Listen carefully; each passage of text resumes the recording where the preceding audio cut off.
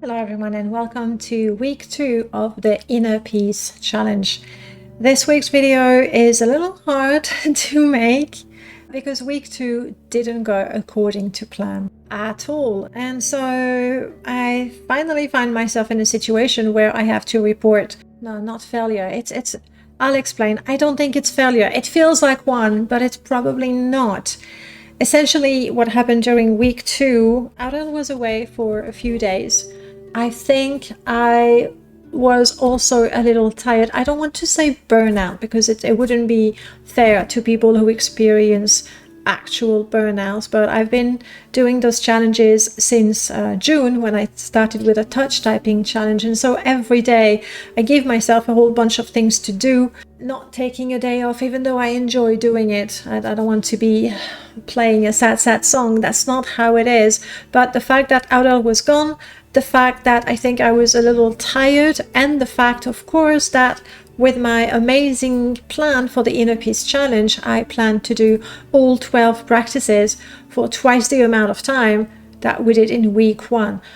You see where I'm going with this? When Aurel was gone, I sort of crashed and burned. I did my runs because that's in the morning first thing. Then I did my work that actually earns me money. And after that, I binged for the better part of 2 days. So it's great. I finally saw Full Metal Alchemist Brotherhood that I had never seen, but I felt crap about it. It really did feel like failure.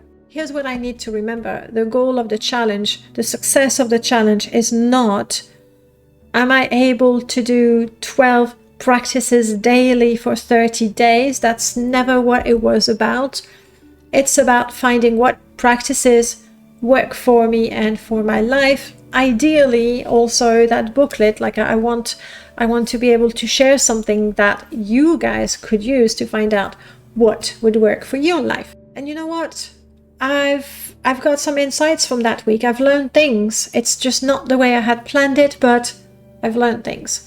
The data that we had was not complete because we didn't do all the practices, and so at the end of week 2, when we had the more detailed questions about the various practice, because we hadn't done a lot more compared to the first week, we kind of repeated what we had to say. We still really love coloring, we still don't care for mindful eating, take the time to appreciate what you have, that sort of thing. The insights from week 2 are not about the practices, they're about, well, different things. The first one is one aspect that I did read about when I was doing my research into well-being and inner peace and all that. They would say connect with people, the social aspect.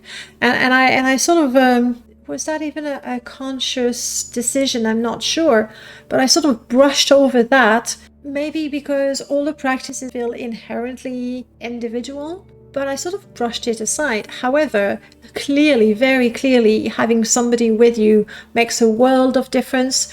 Even for example, the running 0 to 5K, Audon doesn't run with me, but I talk about it. And even just that makes such a difference. So don't ignore the social aspect of things is my first insight.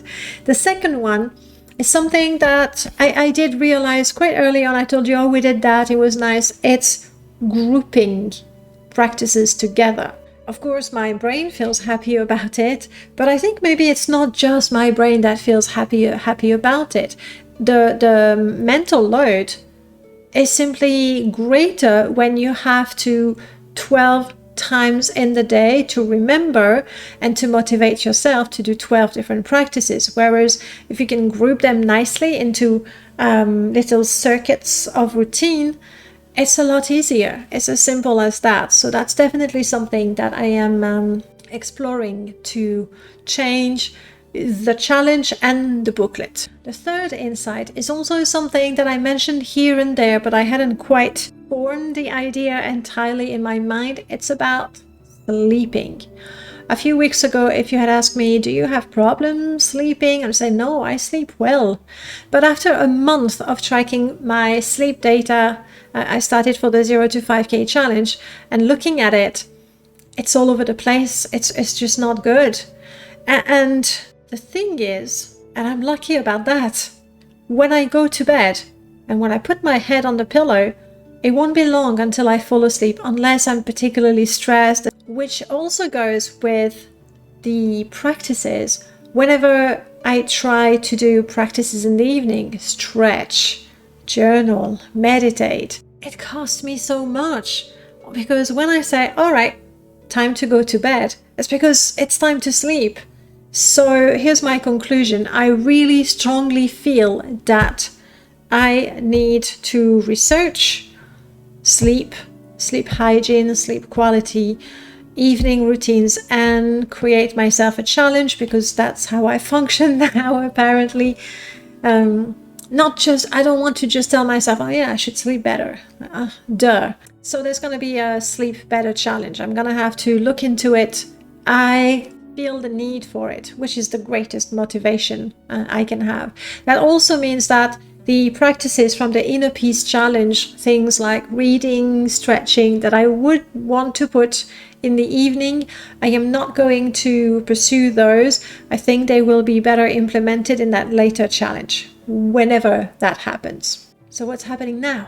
Well, what's happening now is I've decided to take a week to rethink the challenge and the booklet. It goes together. The booklet, yes, it's something that I want to share with you, but it's something for me to sort of crystallize and visualize what I want to do. And what I've had, what I have now didn't work.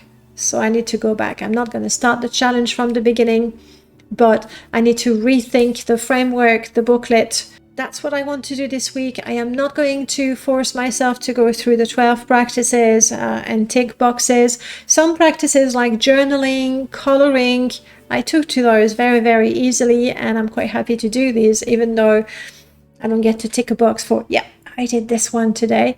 I'm happy to do those, but I will not focus on doing the practices. I will focus on rethinking the whole challenge. So I'll be back in a week once I've figured things out, once I've convinced myself that this is not a failure, but just a step in a different direction that I didn't plan. And really, the goal is just the same. The difference is I'm taking a road that I hadn't planned, that is longer than the one I planned, but it's also more honest. And that's what I set out to do. So there you have it. I'll see you in a week, most likely.